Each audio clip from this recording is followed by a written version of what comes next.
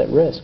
That's the first thing that's cut, Lou, and it's important, and I got my fingers crossed that this budget passes, because there are new laws that have taken effect for next year that say if our budget had failed, we would be limited in the amount that we would be able to raise our budget next year, and we may not be able to raise it to even cover the amount of increased state aid we could receive next year. We might have to make a cut, even though it was defeated this year. So we're looking forward to the budget passing. I got my fingers crossed, and we'll hope to stay the course. Yeah, it's very important. You brought up a point that we really haven't talked about. Not only does it impact you this year, but it has a rollover effect for the coming years. Huge impact next year. Huge impact next year. Well, I have my fingers crossed with you, Joe.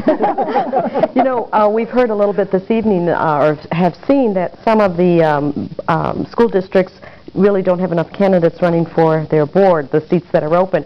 What do you have to say about that? It's unfortunate, but it's the same thing happens in just about every organization that I'm involved with. It's very difficult getting people to commit, to take the time. Everybody's very busy. They have children. It is a very difficult thing to get people to commit. We were fortunate here in our district to have 4 good people who decided they wanted to run for the 2 seats. So they gave the people in the community a choice, and that was great for us. It just says something about Niagara Falls, that at least we still have some people out there willing to put their name forward and make the commitment. And a tough choice based on the numbers. I mean, very little separation among the 4 candidates. Very close. I'd like to say, Mrs. Stipa, if you're watching, I was at the concert at LaSalle Senior this evening. Your son, the first thing he asked after the concert was over, to please change the station from the hockey game and put it on Cable 3 to see if you were winning. He was concerned. He really wanted to know what was going on.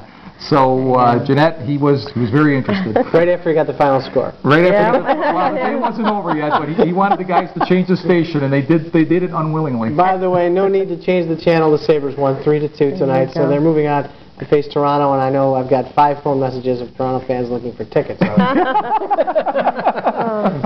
that's for another time. We're talking about school board election numbers tonight, the most important numbers that we'll be talking about.